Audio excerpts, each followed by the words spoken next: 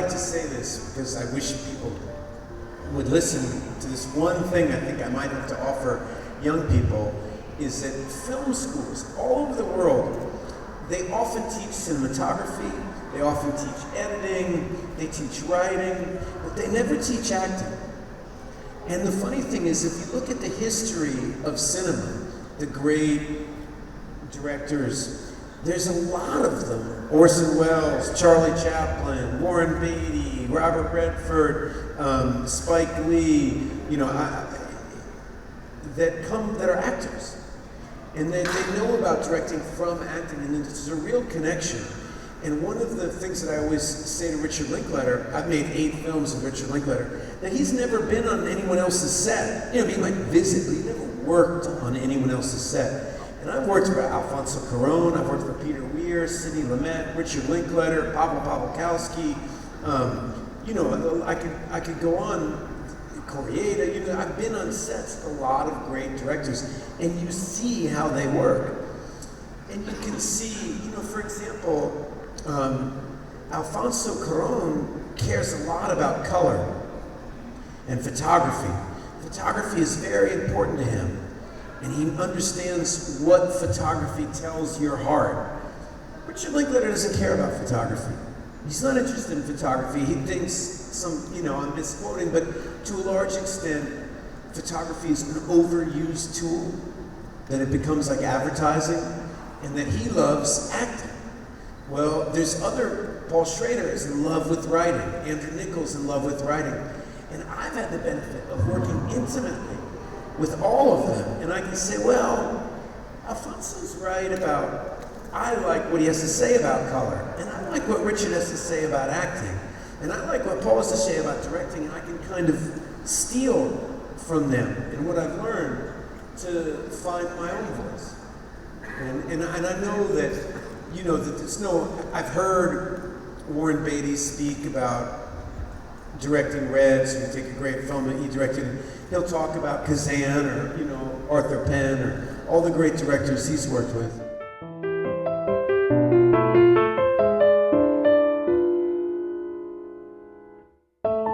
It was really difficult. I had the benefit of my co-stars with Catherine Deneuve and Juliette Binoche. And anybody who's listening to this, send their prayers out to Catherine Deneuve, who's recovering from a health situation. So say your prayers for her, because she's a major, major force in movies. It was really hard. I mean, on one level, cinema, like music, is its own language. And even though Kore-eda doesn't really speak French or English, and I don't really speak French or Japanese, of course, the French women do better than either of us. We're really better with language, more adept. But still, there was a real lack of being able to verbally communicate. But we can communicate through our love of movies. And it's like this scene, and Kore-eda has a great love of the films I made with Richard Linklater, and would constantly ask me about the methodology to a film like Boyhood or the Before trilogy, and ask me how we would rehearse, and how did you write that scene, and was that scripted, was that improvised, how did he cast that movie, he asked so many interesting questions that I knew he understood us completely, and his intelligence, intelligence is something that a person, it radiates off. Even though I couldn't always understand what he meant, he would come, I'll give you an example. We would do a scene, and he would watch, and then at night, they would get the dailies, and he would have somebody translate every little thing that I would often improvise with him. And then he would come up to me the next day and say, take 2, there was a great moment. And so he was watching very, very carefully, but it was very difficult.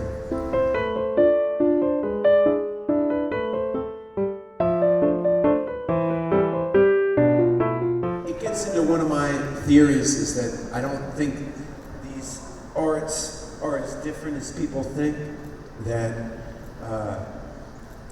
part of giving a great performance, whether you're,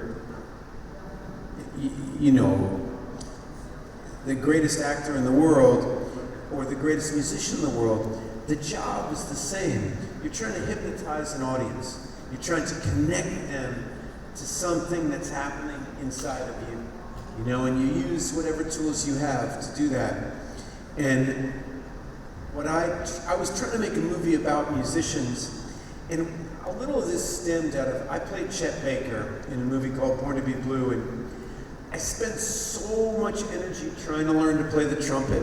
And the more I studied Chet Baker, the more I realized that I think he gave the best of himself to that instrument. You know, his primary relationship in his life was to music. And that was the one thing I didn't have. You know, I couldn't get inside that relationship. I could relate to the relationship to art. I could understand it, but I didn't understand music, and I kept thinking to myself, they should have cast a trumpet player and taught him how to act. It would have been easier than trying to teach an actor how to play the trumpet. And that idea kept spinning around in my head, and I started thinking, whether it's Diana Ross and Lady Sings the Blues, there's a long history of asking musicians to play musicians that is very exciting. And I thought, I want to do that.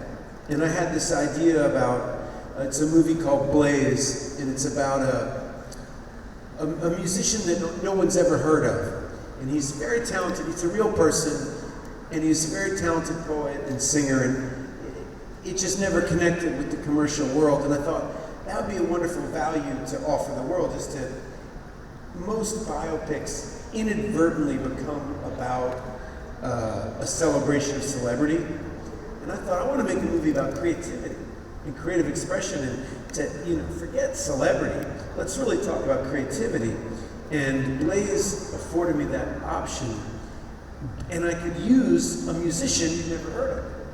You know, I cast him and I would work with him and teach him how to act. And it was very easy. It was just, he was such a charismatic human being. Through his life as a musician, he knew how to hypnotize an audience. He understood, actors, part of being an actor, you have to understand rhythm. You have to understand the sounds, it's a kind of singing. They're very similar.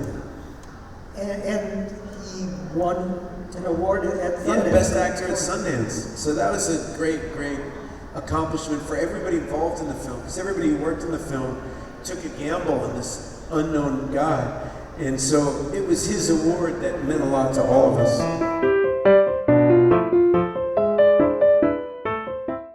I was really interested in trying to make a film that really discussed creativity and the various different wells that artistic inspiration can be drawn from.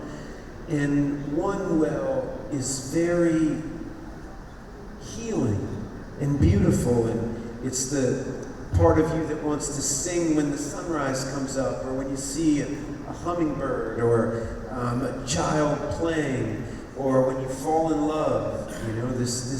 And Blaze Foley's life lent it to this very well.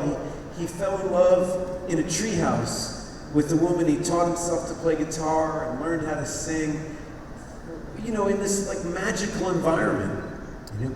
And then there's this other well, with this well that says, maybe I could be famous, maybe I could be immortal, maybe I could be more important than you, and I'll set myself on fire for your attention. And funnily enough, they both work, and that's the mystery of life. I think, not to be corny, but it's the same story as Star Wars or something.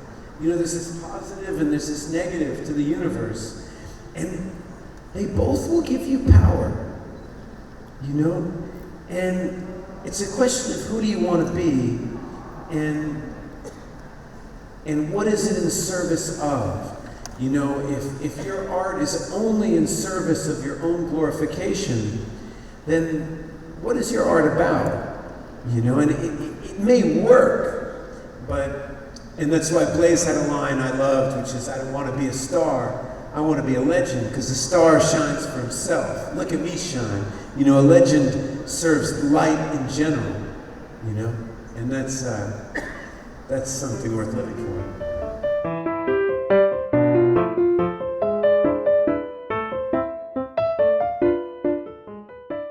That I love all kinds of genres of movies, and you know, there are very few things in life as satisfying as a great kung fu movie, you know. And I would have to play, I don't know, the American CIA agent who gets killed or something like that. I don't know. The good kung fu movies very rarely have a good part for me, but I would love to come here and make one.